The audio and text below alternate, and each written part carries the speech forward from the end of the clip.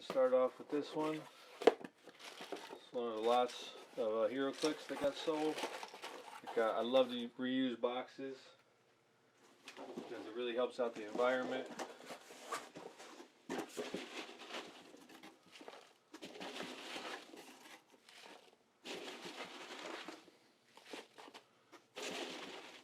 With HeroClix, you definitely want to use a lot of packing because all the little pieces can break.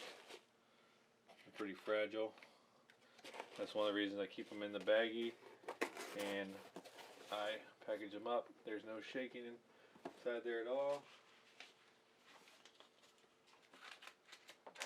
Go ahead and get this tape here.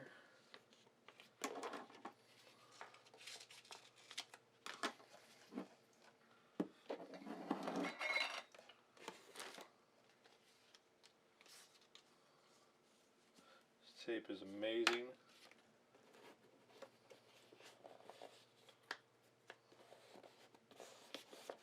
I mean, that tape, when it stays on there, it's not going anywhere.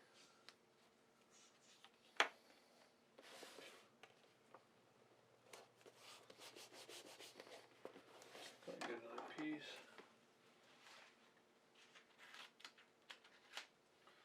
One of the things I do like to do when I am reusing boxes, though, is to cover up any kind of barcodes, because if not, the post office really doesn't like that. So there's a package. As you can see, I mean, this is very, very, very slight movement, if any at all. So let's go ahead and move on to this right here. This one, because it's a hardback, I'm putting it in a bubble mailer first. And I'm going to seal that with the card inside.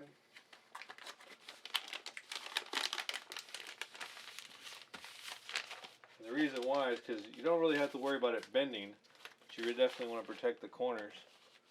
And I'm going to go ahead and put it in a priority envelope. I'm still going to stamp this do not bend. They're not going to be able to bend this, but just on the safe side, they don't try to cram it in something. There's that. Again, do not bend.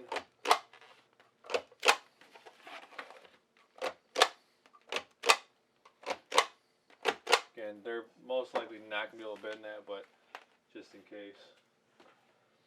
So this one right here, we're going to be using a medium flat rate box. I like these a lot better than ones that you kind of dump into it. What I'm going to do here first is I'm going to take some newspaper first and do the bottom of this. Give it some cushion, because then what I'm going to do here is take them and gently lay them in there. These are 4 different lots, so what I'm going to try to do here is 2, put some more newspaper,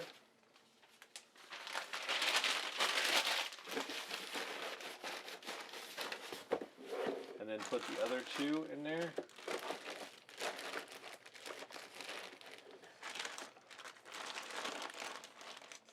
And some of this, I like to keep some of the air in there, but not all of it.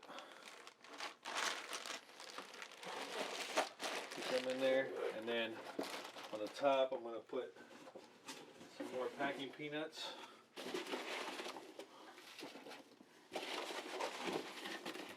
Just to get any and all pieces. I love to leave them in the baggies because one, when the person gets them, they can inspect them in the baggies and see that each piece is there. It just works out better. And the card right inside there, like so. shut it down. Make sure there's not a lot of movement. There's not. There's always going to be some, but you know, you don't want excessive movement. You don't want everything just rattling around inside there. So there's that one. And the last one is the Suicide Squad, which I'm going to go ahead and put these in two different boxes, two separate boxes. The first box, I'm going to go ahead and get some more newspaper over here. And I'm going to take the comics. Since these are going to be in two boxes, there's a chance that there's a little bit of movement. So what I do here is I take them and put them in some newspaper first. And this holds them together a lot better than just putting them in the box. So then I take those comics, put them inside there, and now I'm going to do the edges with more newspaper. I know that's probably really loud for you guys, I'm sorry. Tuck that in there like that. And just keep doing it. The boxes I use have really strong corners, so I'm never really concerned about the corners getting, you know, damaged. And then you guys will see in a second how I put these boxes together. And I really want these to be tight in here. So kind of like overdoing the newspaper, which is great packing material. So really cram that in there.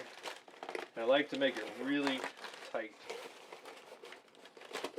because you want the comics to arrive safely, and you want no movement inside the box. And there's none inside that box. Sorry, there's two style boxes I have. And when you're matching them up, when you're pairing them up, you want them to be the same kind of boxes. So the same thing I'm going to do here. I'm going to take these comics, get some more newspaper.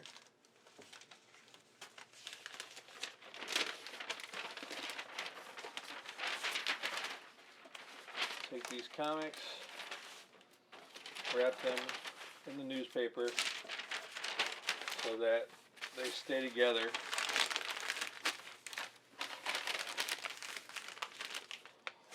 Fold it over.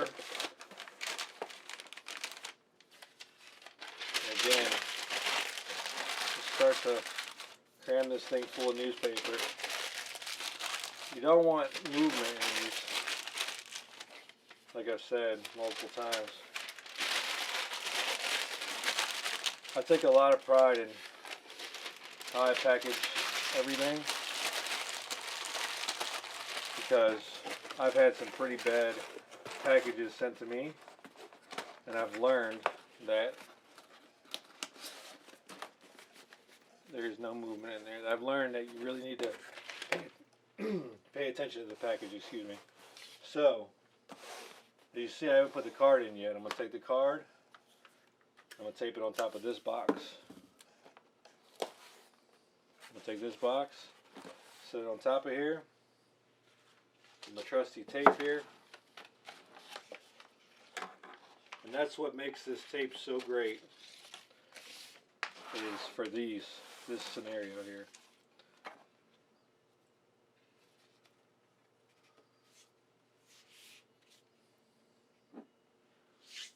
I mean, this makes it so easy and so good. Set that on there like so. Fold it up. Fold it up.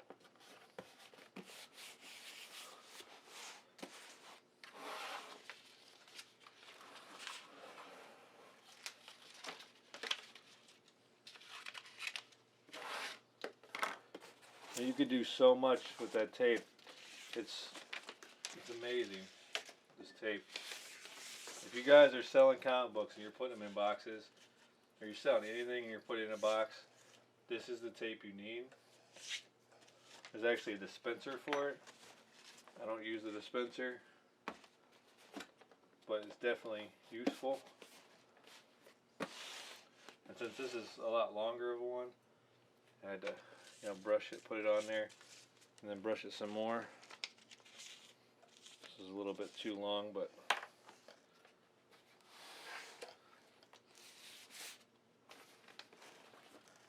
never have too much tape to make sure the package is completely secure. Lastly, I go one band around it.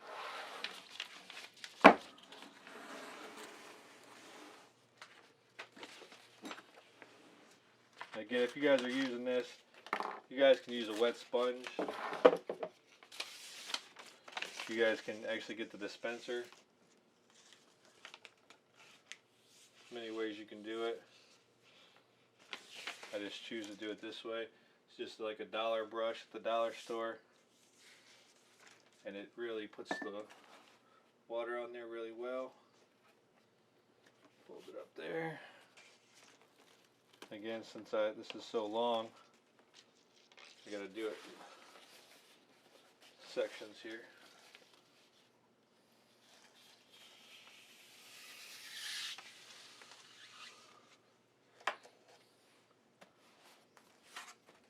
As you see, I'm going around it more than just one time. It's going around about 1 1/4, 1 1/2.